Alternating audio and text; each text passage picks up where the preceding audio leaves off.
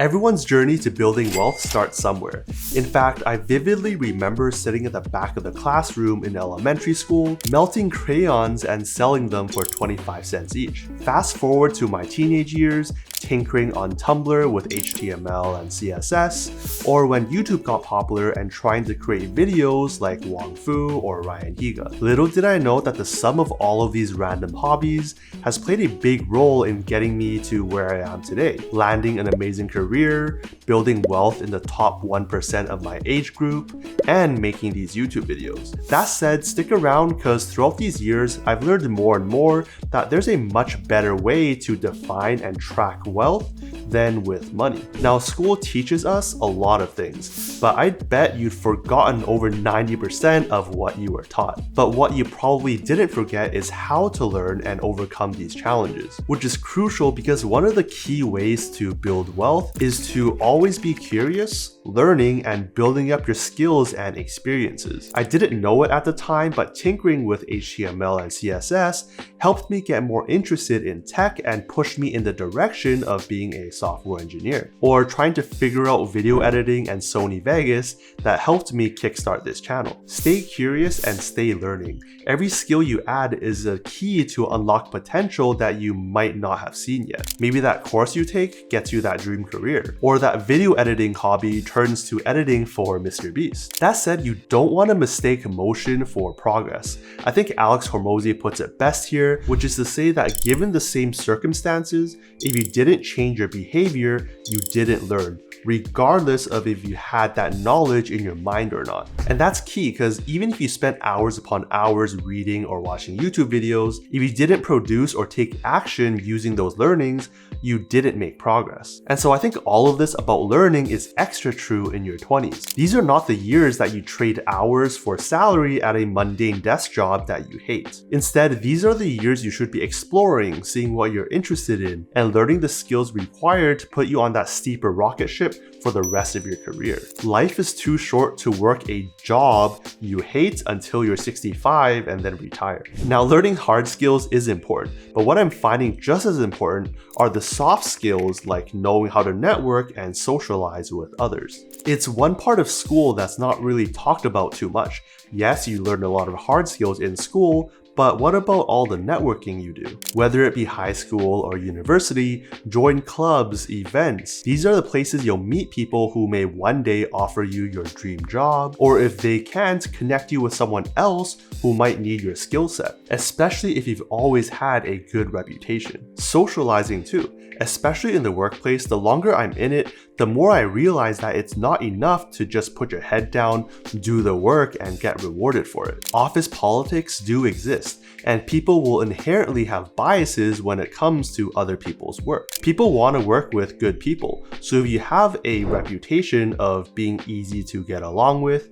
you're responsible, and just a genuinely nice and positive person, you're gonna have a much easier time. Because in a lot of cases, it's not enough to just do the work, you have to make known your work to people around you as well as above you. And these social skills apply to other things too, like negotiating your salary or a contract. And for those of you who work for yourself, these skills apply just as much. Maybe through your network is how you get that next sponsorship as a content creator, or maybe getting your next client for your business. Okay, let's actually take a step back. Yes, there's learning and networking, but you also don't want to build on top of an unstable foundation, where the biggest culprit here is debt. Building wealth isn't just about earning, but also managing what you owe. Start by tackling that bad debt, the ones that have ultra high interest rates, which has a major drain on your finances. Maybe it's credit card debt or payday loans, whichever it is, you want an actionable plan to pay those down as soon as possible, given that's one of the best return on investments you can do with your money if you have that kind of debt. In contrast, there's good debt, which is a major lever for people who understand how to build wealth. I won't get too into the details, but basically, if you're able to borrow money at say 5% and then able to take that money and put it to use, generating you more than 5%, then you're gonna have enough to cover the interest on that loan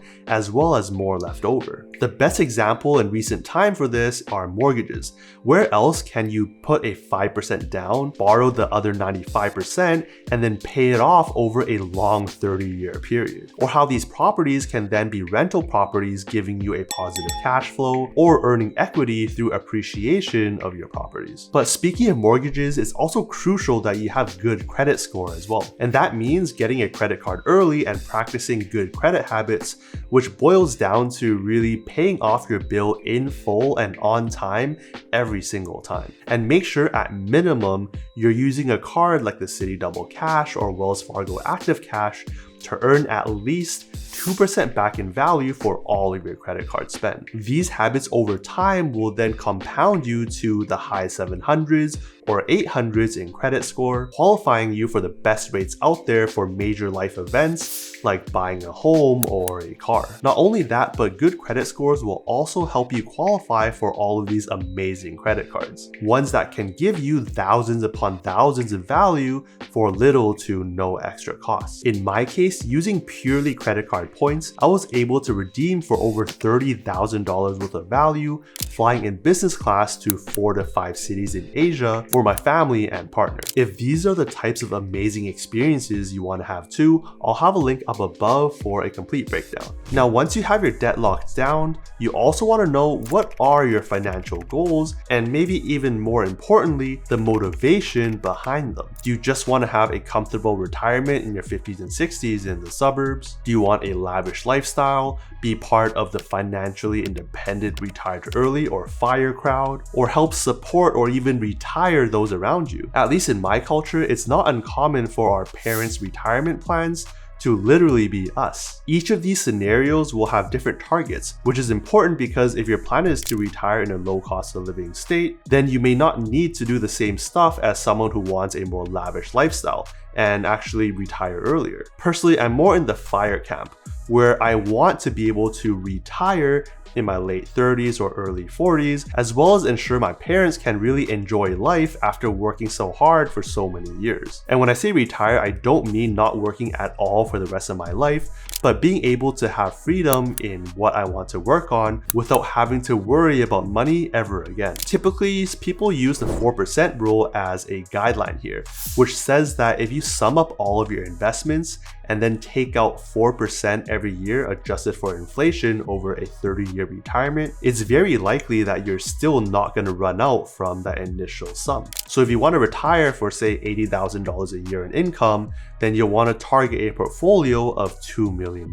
It's definitely more of a guideline than a rule because it really depends on where you're living or how long your retirement is if you want to retire early. But it's a good starting point because no matter what target you end up choosing, it's crucial to make the plan and start building towards that now. Also, I want to add that it's okay to want a normal, comfortable retirement, but it's also okay to want that more lavish lifestyle. You only have one life, so if you want that more extravagant lifestyle, yes, it will take more work, but there's nothing wrong with that. It's just as valid of a path compared to any other. And here's where, although the wealth and these goals are monetary or financial, it's not the end goal. In fact, it's kind of like a means to an end, where that final end goal is actually having time freedom. The freedom to not work if you don't want to. The freedom to do anything you want without having to worry about money for the rest of your life. Spending time with your kids if you have them, or ensuring that your family is well taken care of. And so more and more, I'm finding myself valuing my time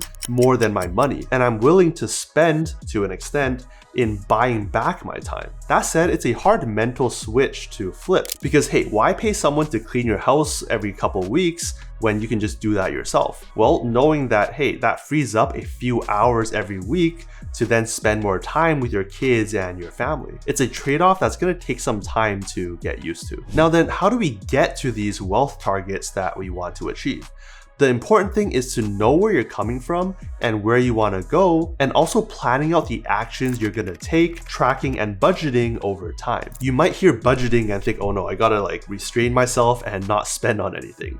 But instead, it's more about making sure your priorities are set right and then managing your cash flow. There's always a balance. Of course, you don't want to slave away working overtime every single day just to hit some number and retire when you're 40 something. No, because then you're giving up your entire youth and all the memories you could have made that will last with you forever. And so maybe when you're budgeting, leave a line item there for pure entertainment spend. Either way, whether it's a detailed line by line budget breakdown or you're just tracking overall inflows and outflows, find a method that works for you.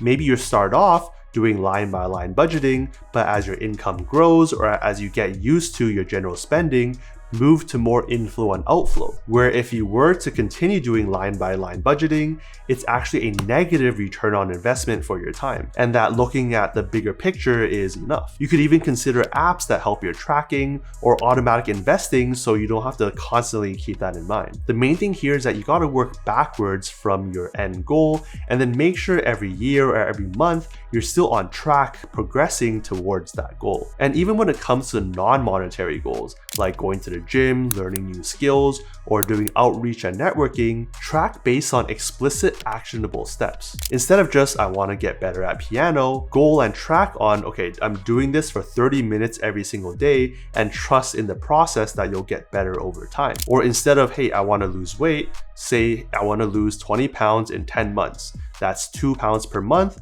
or half a pound per week. Then calculate the caloric deficit you need every single day and make that your actionable goal you can do every single day. The more specific, actionable, and measurable your goals are, the better. Okay, next item, and this one might be controversial, but you should focus less on saving. Yes, I said less, and actually more on your investing and growth. Hear me out. Yes, you can save $5 a day making coffee at home. That's $1,825 a year. But what if that trip to get coffee makes you work at the coffee shop, giving you more focus and then more productivity? On top of that, unless you're lavishly spending, you can really only save that much. Instead, what I think is a better investment of your time is to learn new skills and try and grow your income. Maybe that's taking classes and learning new skills that will get you that promotion or new career that could give you an immediate 20 to 30% boost for your total salary. Remember, your 20s are for building. It's likely you don't have a ton of responsibilities, so you can risk failing. As long as you pick yourself back up, try it again, or try something else. On the other hand, learning financial literacy and how to invest is also crucial and a missing piece in a lot of school systems. And that means learning to track and budget, of course, but also taking advantage of tax advantage accounts like IRAs or 401ks, where depending on which type,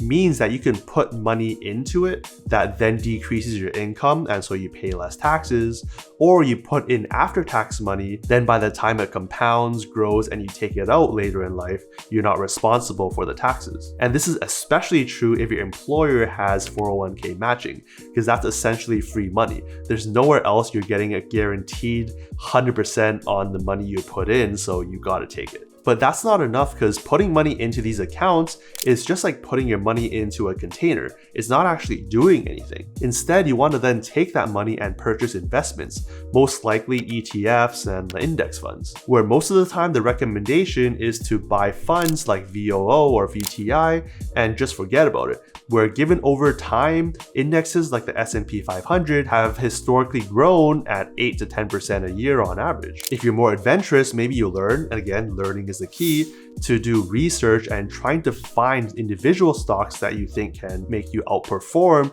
the index funds. It's not impossible, but it's extremely hard and a lot riskier, because if you miss just the 10 best days over a 30-year period, your returns are actually cut in half, which is why they say time in the market is much better than timing the market. And then again, with time being the most valuable asset, even if you did get a higher return, is the difference over a typical index fund worth all of that time invested to do so? But again, no matter what you invest in, doing it now is better than later because of compound interest. Say you're 30 and you invest $10,000. By the time you're 65, that's going to be worth $163,000. But if you instead invested when you were 25, that's $242,000, or 50% more with just 5 more years. So start now. Having multiple income streams, whether it's your main job, investing, or having dividends, it's always important to have income coming in from different sources. Do you have amazing video editing skills? Consider freelancing. Love being in front of the camera? You can do content creation. Because if one pillar goes down, at least you have the others to support you as you're getting yourself back on your feet. You never know, a seemingly stable job can just get swiped away from under your feet, like the layoffs back during the early COVID years, or even recently. Or maybe you're a content creator with your earnings slashed in half with no clear explanation. Having options and not relying on purely one pillar can give you real peace of mind. As your income grows, it's also natural to consider upgrading your lifestyle. But beware of lifestyle inflation and consider practicing delayed gratification. Staying disciplined about your finances doesn't mean you can't enjoy your earnings. Find a balance. Being frugal doesn't mean you're cutting out all of your joy, but it's about prioritizing what you actually value in your life. Sleep on it. Maybe you want that new watch, but you waited a week later and that joy and happiness just wasn't there anymore. Or really internalizing that yes, it's $1,000 now, but if you throw it into investments, that could grow to like $2,200 10 years later. Is the joy from the item worth that price? If yes, by all means, go for it. You have to enjoy life to a degree, but at least be conscious that you're making that trade-off. And again, this is why focusing on growing your income is better than trying to save here and there. Because if you grow your income, say 20%, sure, maybe let's take 5% and use it to inflate your lifestyle because you got to enjoy a bit. Just don't increase it also by 20% because at the end of the day, you're not any better or any closer towards your goal. And that increased happiness will then dip back down like on the hedonic treadmill. Where you are now is the sum of all the decisions you've made up until this point. And where you are in the future is the sum of all the decisions you're going to be making from here on out. If someone from a low to middle income family can go from selling melted crayons in elementary school to tinkering with coding and videography to where I am now, I'm sure any of you watching can build towards that wealthy lifestyle with both money and time that you desire. It's either one day or day one.